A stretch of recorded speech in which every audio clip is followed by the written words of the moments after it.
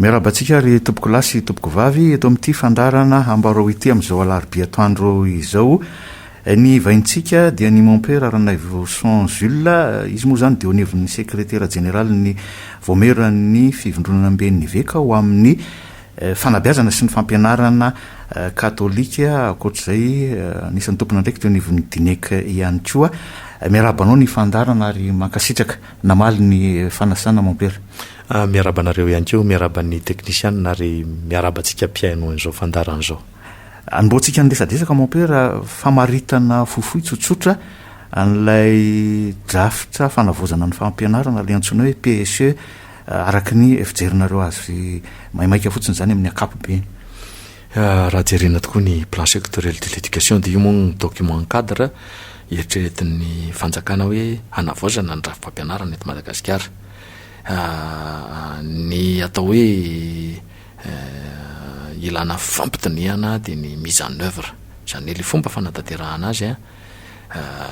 manomboka hatrany amin'ny fizarana ny cycle any amin'ny calendrier scolaire any amin'ny taranja ampianarana zany tsy maintsy tiniana daholo hoe ahoana sy ahoana ny tokony hanaovana azy. Ka raha ohatra ka hoe mikasika an'ireo zavatra reo aloha ny calendrier scolaire dia efa hatrany am-piandohana nefa ny angavo ny privé hoe aleo le taloha ihany ny tazomina satria io zany coupure pédagogique ho amin'ny mpianatra ary ny sekoly ihany no manana an'izany atao hoe grande vacances zany fa ny olona ny vacances congé zany congé annuel 30 jours azo ny alaina amin'izay tia ny akana azy fa ny école ihany no manana an'izany hoe grande vacances zany. Ka raha grande vacances coupure pédagogique eo mpianatra no makaina eo ihany koa misy manampy be deabe ny ray aman-dreniny amin'ny fanaovana voly avitra hiatrehana ny taom-pianarana ary eo ihany koa nanaovana amin'ny formation des enseignants satria ao anatiny koa manatevina amin'ny mpampianatra hanatsarana ny kalitao amin'ny fanabeazana. Ka zay ny antony angaviana hoe aleo hiverina amin'ny taloha io ary atao hoe raha ohatra ka faraparan'ny décembre dia mandritra ny janvier mandritra ny février ary tapatapaky ny mars ny grande vacances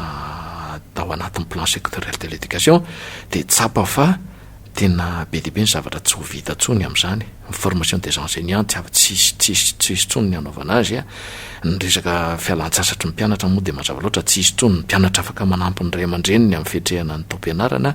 tsy misy tsony koa ary indrindraindrindra ny atao hoe fomban-drazana sy ny sisa zay mifamezivezena teto amin'ny firenentsika teto foana ihany koa zay ny serasera sy ny sisa foana ihany koa zay ary tia ny tena zavatra goavana be raha ohatra ka hoe tapaka ny volana marsa ny miditra ny mpianatra dia mazava loatra fa tsy hanambola ny ray aman-dren'ny mpianatra mpidirana azy ireo reny rehetrarehetreny zany ny antony raha ohatra tsy teny afa-tsy ny calendrier scolaire. Ho resantsika ihany ny lafiny hafa fa atao anatin'izay rehetrarehetra zay hoe mompera nareo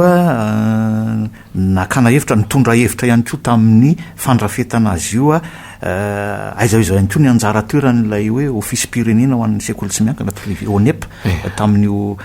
PSE io. Ny fakakevitra dia atao hoe atelier misy fandamina ny organisation des ateliers zay atao hoe nentsona ny privé fa atao hoe vitsy de vitsy ihany no antsona rehefa manao andreny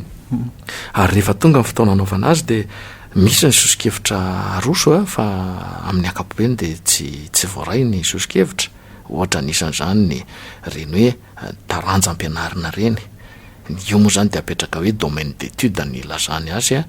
na dia malagasy aza ny taranja dia taranja malagasy rehefa taranja izy dia taranja fa nisy le matiera sasany taranja maromaro natambatra dia mety atao hoe domaine d'étude science ohatra ny tafiditra ao ny science physique ny science de la vie de la terre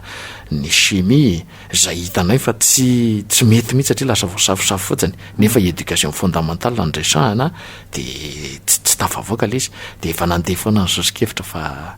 tsy miova le izy moa zany dia lasa fampiresaka eny ihany hoe ahoana sy ahoana fa tena ilaina fampitiniana andatabatra boribory hatrany ny zavatra rehetrarehetra. Nisy fidivy-budget ve teo aminareo sy ny ONEP ny dineky sy ny ONEP tao anatin'izay ny ONEP dia tsapa manao zay ho tratrany ary mampirisika mihitsy ny hoe andao hijery akaiky ny mitondra ny hevitra na sahala amin'izay izy moa araky mahonepy azy de anelanela amin'ny ministera amin'ny fanabeazam-pirenena sy ny enseignement privé ary mikarakara ny enseignement privé fa atao hoe ao anatin'ny ministera ny fanabeazam-pirenena ihany koa de ny toromarika sy ny sisa de mazava ny apetraky ny onepy hoe rehefa ohatran'izao de zao ary tena miasa tokoa izy mijery manao karazana facilitation mihitsy aza amin'ny zavatra toy izany de fa ny tena mpanatanteraka de zay direction concernée ohatra hoe DCI direction de curricula des intrants ao amin'ny ministère ny fanabeazam-pirenena raha ohatra resaka fandaharam-pianarana amin'ny éducation fondamentale de 9 ans de io ihany ny tena hoe misahana an'izay fa ny sisan'izay proposition daholo tolo-kevitra daholo na ny avy amin'ny onepy na ninona de eo zany de samy miandro fotsiny hoe rovina no tafiditra ny hevitra atao ohatra fotsiny hoe fandaharam-pianarana zao de misy le atao hoe démarche nataon'ny DCI le direction des curricula des intrants amin'ny alalan'ny hoe pré-maquette ny fandaharam-pianarana io de zay pré-maquette zay ny zavatra engana de ny sehatrolana ka le sehatrolana ny engana de zay vao mapetraka am'izay ny objectif éducatif de mandeha am'izay ny hoe contenu de le sehatrolana ny engana de vao mijery an'izay ianao de efa miteny hoe ho voateny daholo ve ny sehatrolana rehetra mandritra ny fotoana rehetra sy mandritra ny toerana rehetra ary raha tody sehatrolana tsy hita ny ampianarana zany ny ankizy de inona ny ataony de zay manosokevitra hoe tsy aleo ve relecture de programme inona ny programme teo aloha programme scolaire tamin'ny système éducatif iainantsika am'izao de inona ny tokony atao mise à jour inona ny tsy mifanaraka ntsony amin'ny toetrandro ilain'ny fanatotoloana sy ny fisokafana manerana an'izao tontolo zao inona ny ilaina zay ny tokony hamaritana n'le programme de mifitrandrahana hoe ahoana ny ahafahana mampiatra azy ireny eo amin'ny fiainana zay zany satria zay ny hoe lacune hoe tsy mianatra fa tsy mahay miatrika fiainana de lasa le situation problématique iny zany tena atao hoe vaofetra tanteraka mihitsy de tsy tafiditra lalina fa lasa voasafosafo daholo ny zavatra rehetra onao manaraka an'le fanazavanao mopera de ho an'ny onivon'ny sekoly katolika zany ohatrohatry ny ahoana ny rafim-pampianarana sy ny fandaharam-pianarana tena hoe mety amintsika eo anivon'ny sekoly katolika zao satria am'izao fotoana zao nge tsy misy entité amin'ny fanabeazam-pirenena hoe hanana ny azo manokany zay efa voafaritra ny lalàna zany loi d'orientation reo moa tansaina miaraka foana ny 2004 sy 2008-011 satria ny antony ny 2008-011 nanova ny andininy vitsivitsy eo amin'ny 2004-004 nefa le andininy vitsivitsy novana tao tsy misy miatra ohatra ny resaka structure satria ny eo amin'ny 2008-011 de le 7 ans primaire de 3 ans ny collège ary 2 ans ny lycée tsisy manao an'izany sekoly rehetra manerana ny Madagasikara de manjary lasa sy tena miaraka ireo lalàn'ireo ka ao anatin'ireo lalàn'ireo dia manaraka ny programme scolaire officiel ny sekoly katolika amin'ny maha privé azy ary voafariparitra amin'ny andininy fa 20 zany ka tsy manana ny azo manokana fa ny fomba hiatrehana azy eo zany mipetraka indray le hoe liberté d'enseigner araka ny lazain'ny lalam-pandrenan'ny république Madagasikara hoe ny article 5 de hoe l'État reconnaît le droit à l'enseignement privé garantit la liberté d'enseigner de zay zavatra zay mipetraka tsara zay de zany ny ahafahan'ny sekoly katolika miatrika ny fandalenam-pinoana fanabeazam-pinoana ny fibiazana miaina sy mity de ny approche pédagogique moa de ny pédagogie par objectif tena atrehina miaraka amin'ny atao hoe pédagogie participative ihany koa anatiny eo de zay zany ny sekoly katolika am'izao ny tiako atoavana amin'le resaka teo mantsy mopera raha ny zava-misy eto amintsika tsy mitovy ny faritra ohatra any avaratra anisan'ny famokarana ny voly fanondrana ohatra ny tena betsaka any any atsimo ny ahitansany tsy tokony hifanarakaraka amin'izay hoe le fampianarana sy ny fanabeazana mba hahafahan'le tanora misehatra amin'izay fiarina misy eo amin'izay ohatra amin'ny arenakibon'ny tany ny faritra andrefana sy atsimo ohatrohatr'izay tena zay voalazanao zay mihitsy no hita amin'le hoe COCM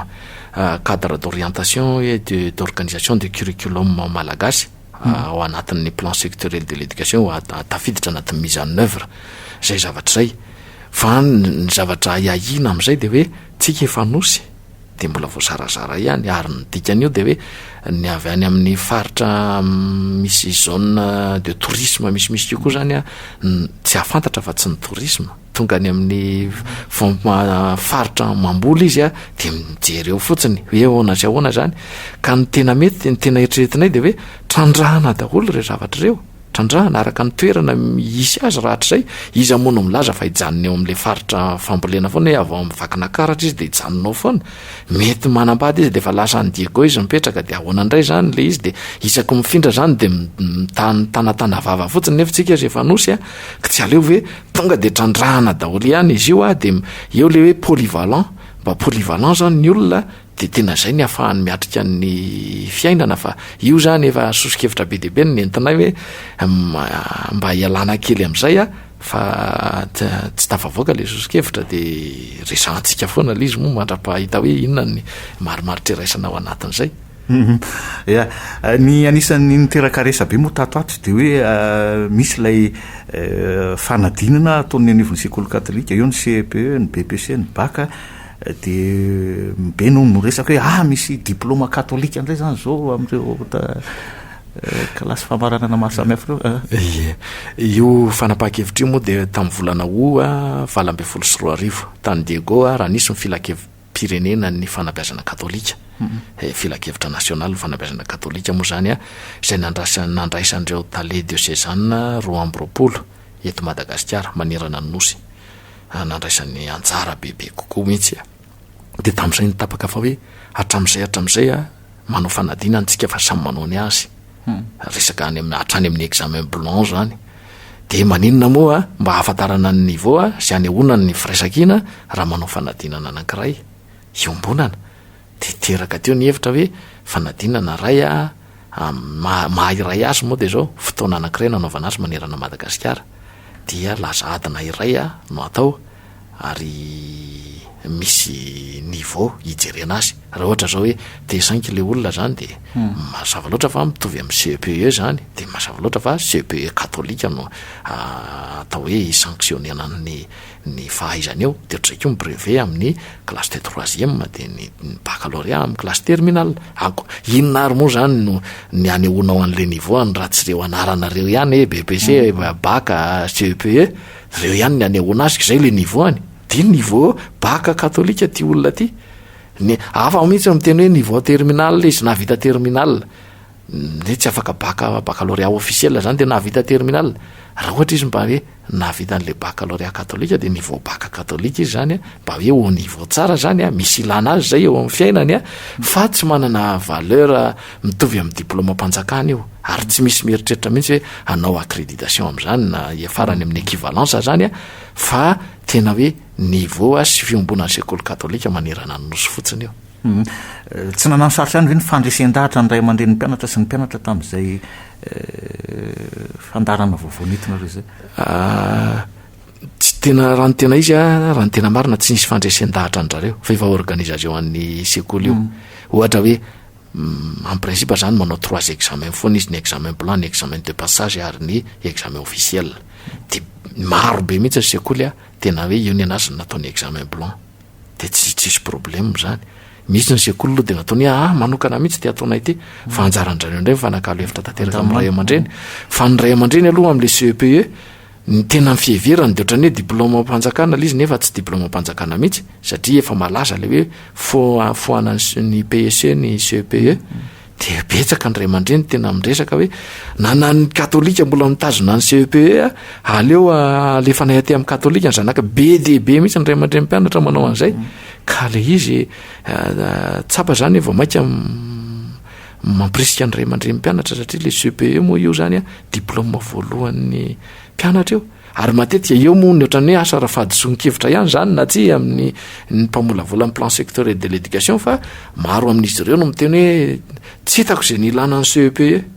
misy betsaka miteny an'izany de rehefa mandinika izay de matetika ny olona atao hoe be diplôme efa tonga ny amin'ny thèse de doctorat na ny diplôme ohatran'izany de rehefa mandinika tokoa izy de mba inona ary moa zany ny lako an'ity CEPE aty fa raha le olona tsy manana afa-tsy zay ary 4% ny olona tsy manana afa-tsy zay eto Madagasikara tsy naka ny toerana misy an'ireny ny mpandinika sasatsasany a de nanao hoe tsisy ilana io ary misy sehatra maro a tena mitaky an'io mihitsy alohan'ny andraisana olona any am'ireny mibetsaka ny any amin'ny administration pénitentiaire reny aza de hoe tsy maintsy manana CPE io voaraisinao de dikan'izay a misy dikany zany le izy a ka rehefa tsy misy io de ahoana de aveo nefa le hoe sekoly fanabeazana fototra 7 taona ny ataon'ny ray aman-dreny de janvier ho tratra indrindrandrindra raha sekoly katolika ndresantsika de be de be ny sekoly katolika any ambanivohatra tsy manana afatry ny hatramin'ny T5 de io zany a raha hoe hatramin'ny T9 a de tsy tratra ntsony ny fototra fitrasatra ny sisa ary ny fototra fitrasa ho an'ny sekoly tsy miankina de tsy tafiditra ao anatin'ny atao hoe plan sectoriel de l'éducation hoe fiantohana azy hanana an'izany na de hoe construction na salle de classe anankiray isaky ny école aza tsy tafiditra any zany de eo zany zareo miteny hoe raha tsy mahavita hatramin'ny 7 taona tsika zany de mijanona inona mijanona T5 tsy misy diplôme ave sa ahoana de ary manaraka an'izay solution nataon'ny plan sectoriel de l'éducation de misy le ataony hoe réorganisation des réseaux scolaires zany hoe raha misy sekoly maromaro eo amin'ny faritra anankiray misy sekoly katolika sekoly nefsikm école publique sekoly mpanjakana zany sekoly maromaro de hoe am'le sous-cycle fahatelo manko satria le éducation fondamentale de 9 ans manko sous-cycle voalohany T1 hatramin'ny T3 sous-cycle faharoa T4 T7 ary ny sous-cycle fahatelo ay hatramin'ny T6 ny sous-cycle faharoa ary ny sous-cycle fahatelo T7 T9 de iny zany le sous-cycle fahatelo iny de ny sekoly anorena amin'ny fanjakana ao anatin'ny cadre ny plan sectoriel de l'éducation an'io sous-cycle fahatelo de anankiray am'ireo sekoly mifanakaikaiky ireo de ny problème ndray de hoe ho very am'izany ny identité de l'éducation satria raha ohatra hoe sekoly katolika no voafidy eo mbola afaka ampianatra amin'ny fandalinam-ponina ve izy amin'ny école confessionnelle azy mbola afaka anao ny éducation à la vie à l'amour ve izy sa tonga de avela zany a fa resaka aumônerie sisa no azo atao a de tena miova mihitsy le identité an'le sekoly am'izay fotoan'izay de tena solution ve de zany rehetra zany anisan'ny mampitebitebin'ny ray aman-dreny ao anatin'izay zavatra zay de hit eo moa fa ny fiantonihana tsy maintsy mitoy ihany misy miteny hoe io ndray ny katolika fa mitady anderery am'ty resaka fampianarana sy fanabeazany ity ny hevitra mompery ao anatin'izay resakytsika rehetrarehetra tsy mandeha rery novina ny sekoly katolika voalohany a eo re école privé hafa reo a de miaraka tamin'ny sekoly katolika hatrany ary ny sekoly katolika de miaraka am'ireo ary ny hevitra zay atao hoe vozy ny sekoly katolika de hevitra reo iray hevitra ny sekoly tsy miankina rehetra eto Madagasikara fa tsy mandeha rery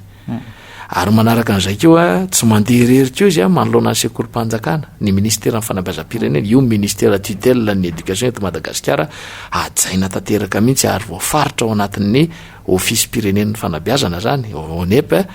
zay miandraikitra ny sekoly tsy miankina sekoly katolika de anisan'ny miara-dalana tanteraka amin'ny ONEP ka ndikan'izay a tsy mandeha rery novinanoviana izy fa manolo-kevitra izy mivoy hevitra izy hoe sao de tokony-baotra an'izao no tokony atao de rehefa arakaraka ny tsy mampisy le mpiaino mampihitatra ihany an'le hevitra hoe ahoana zany a tokony hodiniana akaiky io zavatra io inona ny tena hoe mahasarika ny ray aman-dren'ny mpianatra amin'ny sekoly katolika mety hoe tombony na mety hoe avahanareo am'ireo sekoly hafa ny atao hoe mahasarika ny ray aman-dreny aloha de le discipline le fifehezana zany ary ny éducation de la conscience tena hoe le fanabeazana amin'ny fiofeitretana mihitsy satria sarotra be manabe olona am'izao fotoana zao a raha ohatra ka atao lafy ny ara-pifandraisana fotsiny hoe côté humain ohatra zao hoe na mangalatra aza azo atao manao hoe tena tsy rary ny mangalatra fa lasa tsy manana le olona rehefa alainao nyfananany de rehefa tena tafiditra ao anatin'le mpianatra zay hoe mampalahelo le olona zany rehefa tsy manana de tsara rabasoa rabatsara fa mora kokoa mampiditra azy rehefa hoe tena voarara ny didin'Andriamanitra zany mangalatra zany de eo le fiofeitretana zany a tafiditra ny anatiny mihitsy tafiditra ny anatiny tsy misy calcul tsony satria raha le zava-le lafiny voalohany teo de tsy mampaninona anazy mangalatra amin'ny olona manambe mihitsy satria hoe tsy mampanina io fotsiny vena laiko de maninona zany fa le fiofeitretana any anaty any a raha paingotra anankiray nangalarina de efa injeny eritreritra ny hoe nangalatra de zay a tena fitezana ny fiofeitretan'ny mpianatra zay ary mahafaly ny ray aman-dreny mpianatra zay de ny disiplinea moa mipetraka somatsara ihany koa zay atao hoe fanarahamaso na ny mpanabe ny antsekoly na ny ray aman-dreny ary am'izao fotoana zao de tena mipetraka mihitsy amin'ny alalan'le fibiasana mena sy mitiny hoe miara-misala tanteraka ny ray aman-dreny mpianatra sy ny sekoly amin'ny fanabiazana an'io zazy io de mandeha le éducation des parents d'élèves tena hoe beazina ny ray aman-dreny mpianatra misy fivirimy be de ao anatin'iny nanaovana fifampizarana anomezana azy ny dikany hoe fandehanany zanany any antsekoly ny antony ampianaran-janaka inona ny andraikitrareo mba ampahombo ny fanabiazana omena any antsekoly zany rehetrarehetra zany mampitombo ny fitokisana ary ny zavatra tsapa de zao ny ray aman-dreny mpianatra raha ohatra ka misy primaire misy collège misy lycée ny sekoly anankiray de tena mifikitra eo izy eto zany mandra-pafaka baccalauréat de aleo zay ato de matoky izy de tena manao ny aintso zavatra ny fampandehanana an'io fanabiazana io nefa le saram-pianarana eo anivon'ny sekoly katolika lafo sy mazamazana no ny akamaroan'ny ray aman-dreny aloha de iny aloha satria aloha rehefa tonga zao ny grande vacance ohatran'izao de mipetraka ny tableau d'affichage any amin'ny sekoly tsirairay de mipetraka ny hoe zao ny écolage zao ny droit d'entrée droit d'inscription ny frais généraux mipetraka eo daholy de rehefa mijery an'iny ny ray aman-dreny mpianatra de eo aloha zany le safidy malalaka tena safidy malalaka hoe zaka ny velisy satsy misy école na samy sekoly katolika aza misy lafo écolage kokoa ary misy mora écolage ny antony de efa misy mihitsy ny atao hoe statut andreny école reny ohatra zao hoe eto Antananarivo zao misy école paroissiale tsotsotra ohatra fa misy école ihany koa sekoly ny fikambanana religieuse mety hoe tena avec toutes les infrastructures tena nécessaire sy ny sisa rehetra tsy maintsy mitazona an'izay zavatra zay izy ampandehanany an'io dikan'izay tsy hitovy mihitsy le écolage ato sy ary de ny ray aman-dreny no manao safidy hoe aizy izy ny ampiditra ny zanany ary sa ary fa misy koa nefa le hoe option préférentielle pour les pauvres indraindray ny olona diso-hevitra hoe ny école catholique école des bourgeois misy manao an'izany fa tsy zany mihitsy io fa io le statut an'ny sekoly aloha tazomina fa eo koa fitsonjovana an'ireny hoe olona sahirana reny amin'ireo sekoly hoe grandes écoles reo misy mandony antsasaky ny écolage misy mandony ampahatelony misy aza tena tsy mandony mihitsy fa ny antrana manokana kanefa koa tsy maintsy manao kady tsara mba tsy ampiditra fahatyantoka ny sekoly firy ny azo raisina amin'izay ka zay misy foana zany ny cas sociaux amin'ireny sekoly reny zay ny atarafana an'le option préférentielle pour les pauvres milohany tena marana antsika azy mompera afaka volana vitsy ho avy eto amintsika ny papa François mety misy hoe ny hetsika manokana ataony anivon'ny sekoly katolika ao anatin'izay na hoe mety ho fiaona ny tompona ndraiky teo anivon'ny sekoly katolika amin'ny papa François ny fandaminana moa am'izao ny fiomankomanana mifandraisana ny papa Ray Masina François de tena efa mihamasaka tsikelikely de misy ny atao hoe entité tena mikarakaran'izay amin'ny programme amin'ny tsiprian zay tsy nentiko eto mola izy satria misy tompona ndraikitra voatendry am'izany nijery an'io ka voalamina tanteraka any araka ny entité hoe am'izao mipapa miona amin'ny olona ohatran'izao am'izao miona ohatran'izao de tsy diso anjara ny atao hoe ny mpianatra amin'ny sekoly katolika amin'ny mahatanora azy sy any anatin'ny fikambanana sy ny sisa rehetra any de efa mihamasaka tsikelikely zay fa rehefa tena masaka tsara amin'ny programme de fantatritsika eo ihany ny teny amtinana sy amaranana an'izao fifampiresantsika zao ary mompera ho an'ny mpiaino sy mpanaraka ny fandarana ny azo amtinana zao resadresaky zao de hoe tia fanabiazana tia efa maro moa no nyteny an'izany be deaibe no nyteny hoe io ihany no ahafahantsika manarina nyty firenentsika ity dikan'izay aoka samy andray an-tanana ny fanabiazana io na isika ray aman-dreny mpianatra na isika mpianatra tena hoe ahoana ny atongavana ao an-tsay mpianatra fa tena ilaina le mianatra ilaina le mibe ary ilaina ny ho tonga olombanona de rehefa samidrisy lahatra amin'izay de mandeha tsikelikely ny fanabiazana ary mora ny asa mpanabe any an-tsekoly satria ny zavatra hita matetika de miezaka mpanabe fa rava eo amin'ny fiarahamonina ny zavatra zay nyratovina tany an-tsekoly ka tompona ndraikitra sika rehetra amin'ny fanabiazana de mba sarotiny amin'ny fanabiazana zanatsika eo mba sarotiny na de le zaza mety hoe ninona antony any amin'ny sekoly any tsy nianatra ho ny androany fa maninona mba sarotiny amin'izany fa ny any ambanivohitra any matetika de faly ery rehefa tsy mianatra mba misy manao raharaha zany mba misy ohatran'izao reny zavatra eny reny avy eo no mihitatra de lasa tsy fitiavan'le ankizy an'le fianarana tsony fa tena mba sarotintsika am'le fanabiazana zanatsika. ia isaorana ny mopera Ranavison Jules eo anivon'ny sekretera jeneraly ny voameran'ny fivondronam-ben'ny veko amin'ny fanabiazana sy ny fampianarana katolika no raisitsika teto amin'ity fandaran'ity makasitraka mopera. Misaotra anao, misaotra ny teknisianina de misaotra antsika rehetra nanaraka an'izao fandaran'izao. ia mandra-peona andray mopera amin'ny fotoanantsika manaraka mametraka ny mandrapitafa ho amin'ny fotoanantsika manaraka andray ny fandarana ambarao veloma tompoko.